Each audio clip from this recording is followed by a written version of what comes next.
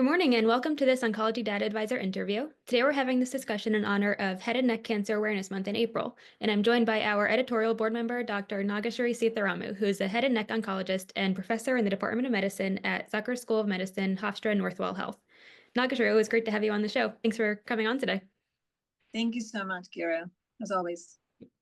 So we have a few different topics in head and neck cancer awareness that we're going to be exploring today and hearing about some new updates in the field. So we can start off with risk reduction and early detection of oral cancer. So the first question is, how does the clinical presentation of oral cancer differ in non-tobacco and non-alcohol users compared with individuals who do have a history of use? Yeah, it's a great question and something that I'm very passionate about.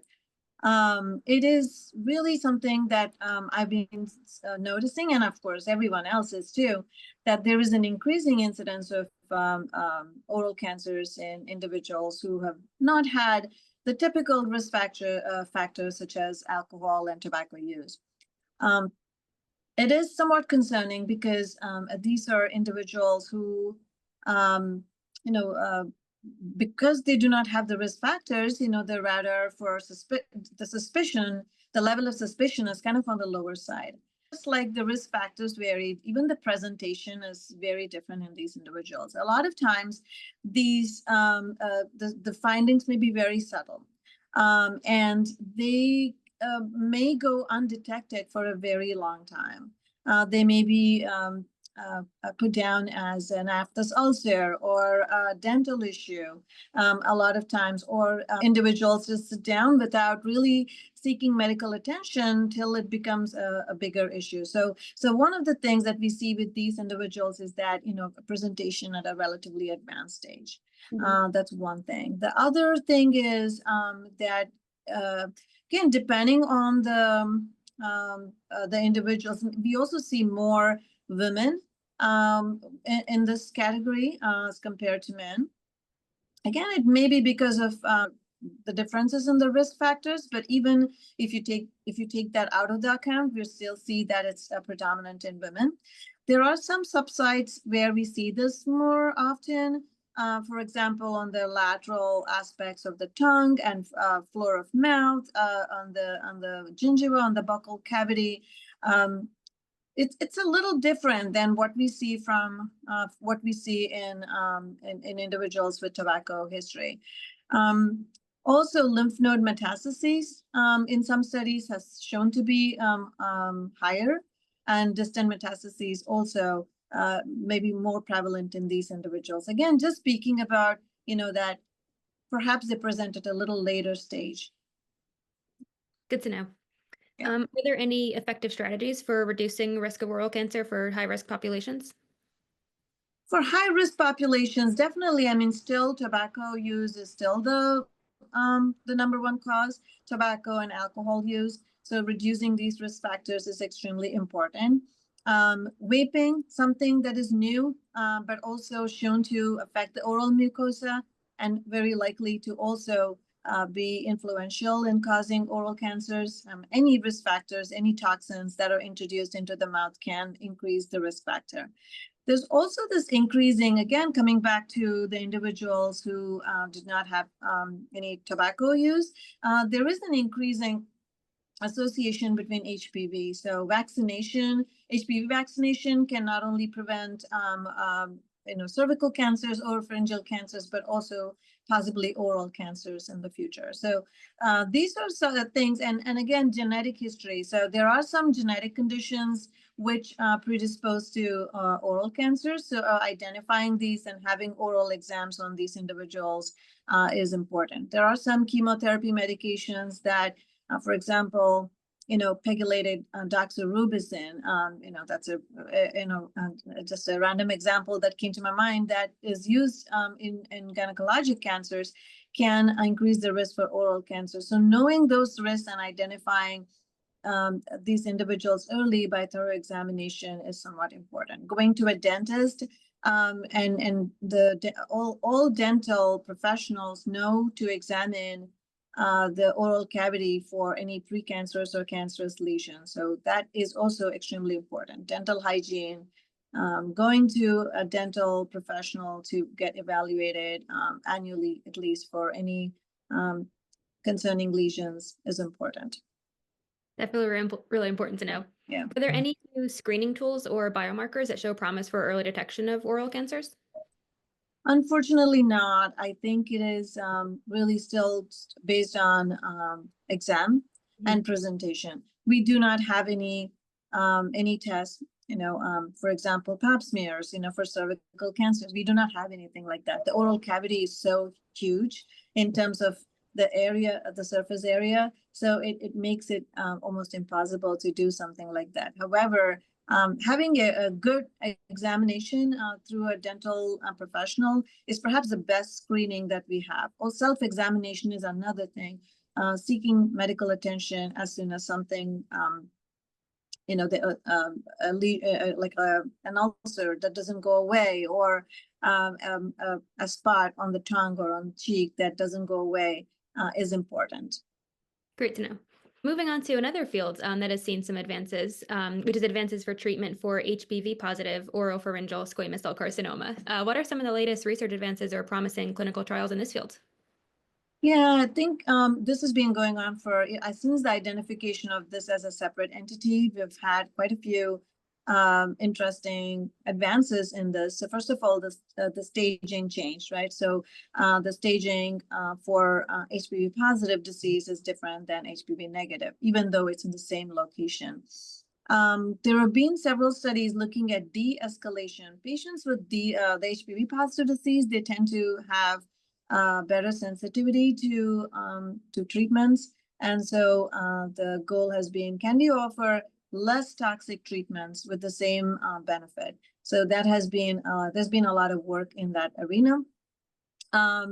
Doing like neoadjuvant therapy to reduce the dose of radiation, and then transoral robotic surgeries. These are all advances that are still being explored. I think we have seen an increase in the use of transoral robotic surgeries with excellent results. Many institutions, including ours, have reported successful use of this strategy in reducing the need for additional treatments, including radiation and chemotherapy, which can cause long-lasting side effects. There's also use of the HPV DNA, circulating tumor HPV DNA as a biomarker for treatment response. That's also something that can be used not only for prognostic value, but also to detect along the way as to how patients are responding. But ultimately, I think there's a lot going on in this field, including several immunotherapeutic strategies, vaccine studies, and I think the field will everything in head and neck cancer. I think this is one field that's definitely marching ahead. That's amazing. Exciting to hear there's been so much progress. So we'll also discuss today the topic of recovery and rehabilitation after treatment for head and neck squamous cell carcinoma for survivors. So what are some of the challenges that patients face during recovery and rehabilitation after HNSCC treatment? Yeah. This is a huge unmet need. And again, this is one of the diseases that really is not only stressful just because of the diagnosis of cancer, but also for all the potential long-term side effects, short-term and long-term side effects that it brings, including disfiguration of facial features, as well as severe effect on quality of life. So I cannot stress this. This is really emotionally very taxing on individuals. And depending on the site of disease, the effect may vary. But overall, I think of all the diseases, like I said, this is somewhat, this challenge will never completely, we really have no great strategies. Some of the things that I can think of is dysphagia. So a lot of times patients who get chemotherapy and radiation or even surgery have difficulty swallowing, potential for a requirement for a feeding tube, which may be long-term or even permanent for some patients.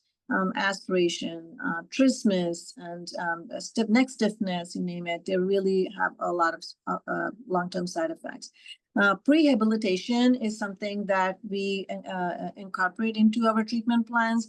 Even before they start treatment, patients are taught to do some maneuvers that would prevent some of the side effects. Nutritional support and psychological counseling is essential as part of their entire care plan. There are procedures that may be necessary afterwards. For example, if there is an individual who has had vocal cord paralysis, perhaps, then there are measures that can be taken to improve their quality of life. So everything, it would be a multidisciplinary approach at the end to make sure that we have investigated every possible option for the patient to regain back their independence and quality of life as much as possible. Having said that, I think reconstruction and rehabilitation medicine, these are major multi-disciplines where a lot of these happen.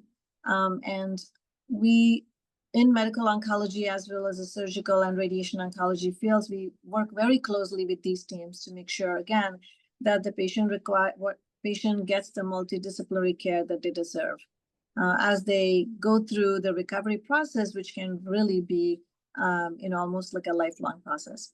Mm-hmm. Great to know that even in spite of these incredible challenges, there are some techniques that can help.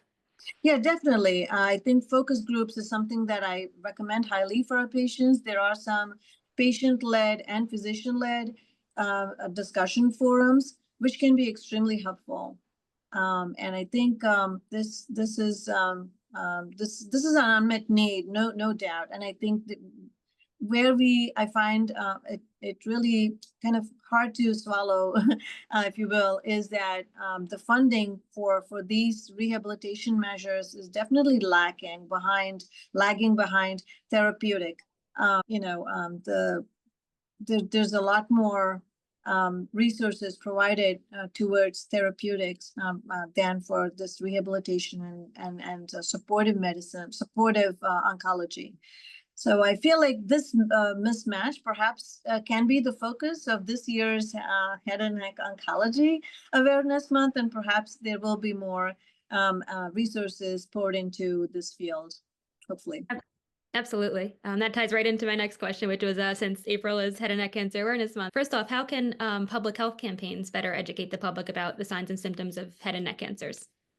Yeah, I think just being aware that it's possible to have these conditions, regardless of tobacco use history is an important message. Taking away stigma from some of the conditions like HPV-related disease, and that's and it's potentially mode of contracting the disease, and individuals being able to transmit the disease to another individual. These are questions that come up in clinic all the time. So taking away those stigmas is extremely important as well. In addition, making sure that individuals go to their dental care professionals annually, get their oral cavities examined, report to their providers if they notice anything that is that doesn't go away in a normal time frame. These are important things that need to be, but there are no good screening methods like we discussed previously. So really observation and reporting is what we can best rely on. Absolutely. So my last question for you today is something you touched about a little bit with multidisciplinary care, is how can teams collaborate to more effectively improve patient outcomes across the multidisciplinary spectrum? Of all the diseases, I think this is the most multidisciplinary type of involvement that is needed for head and neck cancer. It's not just the healthcare providers, but it's also the patient advocacy groups, as well as support teams that are that need to be involved in this big endeavor. It really is, takes a village to take care of one patient appropriately. So having tumor board forums is extremely important. We do discuss individual patient cases, make sure that we have everyone's input before we proceed with a treatment that can be life changing for individuals. That's one thing that's very important. You don't want to give a unilateral, like, opinion for a patient. It has to be a multidisciplinary. In addition to that, having access to supportive oncology, to physiatry, to plastic surgery, to every other services that these patients will, audiology, like really every other services that these patients ultimately end up touching. It's extremely important that we are well connected. In our system, we have a great way of virtually connecting with each other. So we are all on the same page when patient goes from one place to another. And I think that is an extremely important thing, the same message conveyed to the patient, just reassuring that we're all in it with them as the major partner in this whole decision process, I think is reassuring to patients. And is essential for making sure that we get the best outcomes possible. Definitely. So important. So as I wrap up today, do you have any parting messages you'd like to share to raise awareness of head and neck cancers? No, I really want to make a pitch here that head and neck cancer is lagging behind in general in terms of receiving support, funding, and even like even several discussions that I've had with pharmaceutical agencies, the research is supporting to other diseases like thoracic oncology, for example, but there's not much of support for head and neck cancer. And I hope that changes. That also, hopefully, there's also more research we will see in this field, which I think is also lagging behind several other different types of cancers. And I hope we will find better ways to help patients rehabilitate, and come up with some screening strategies that are practical and can be applied at a public level. Absolutely. Well, thank you so much, Nagashree, for coming on today to share all these advances with us and reasons to provide hope in spite of such a challenging disease. So thank you again for coming on to share your insights. Thank you.